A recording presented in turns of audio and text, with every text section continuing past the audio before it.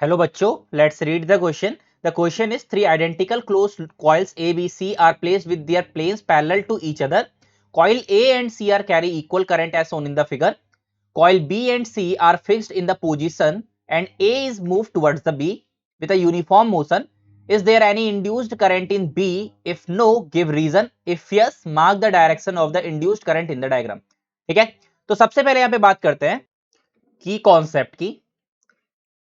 तो यहां पे जो हमारा की कॉन्सेप्ट होगा that is we are going to use the Lenz law.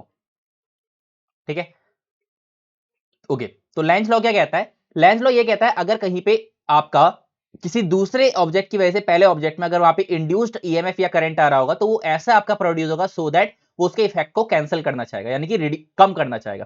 तो यहां पे एक बहुत इंपॉर्टेंट बात यह है कि आपका यहां पे जो इंड्यूस्ड करंट है, ठीक है, करंट इंड्यूस्ड तभी होगा, current will induced only when there is a relative motion, when there is relative motion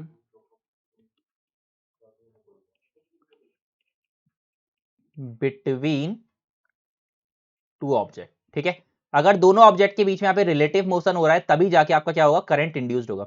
अगर बात करी जाए ए और बी की, देखो ए यहाँ पे मूविंग है, बी यहाँ पे फिक्स्ड है, यानी कि A is moving towards the B.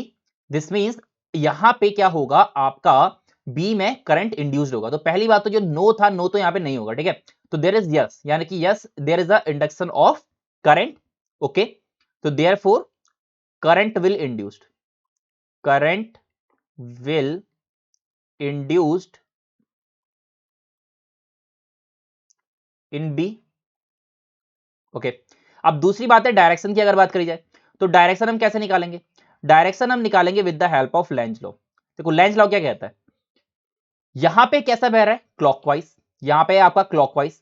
तो क्लॉकवाइज होने की वजह से क्या हो जाएगा, यहां पे आपके जो मैग्नेटिक फील्ड लाइंस है, मैग्नेटिक फील्ड लाइंस यहां से अंदर को जाना चाहेंगी। ठीक है, अब यहां पे हमारा जो मैग्नेटिक फील्ड यानी कि यहां पे जो करंट इंड्यूस्ड होगा वो ऐसे डायरेक्शन में होगा सो दैट इसको अपोज करेगा, यानी कि ये इधर को पास आना चाह रहा है, ये इधर को पास आना चाह रहा है, तो इसको दूर फेंकना जाएगा। तो क्या करेगा, यहां से मैग्नेटिक फील्ड लाइंस क्या होंगी, यहां से मैग्नेटिक फील्ड लाइंस हमारी बाहर को होंगी।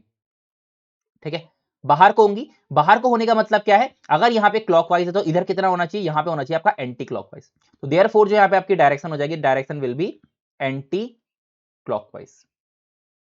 ठीक है, बिकॉज लेंज लॉ कहता है कि उसका अपोज करेगा। तो देयरफॉर हमारे पास क्या आ गया, yes there is the induction of current in the B and which is in the anticlockwise direction.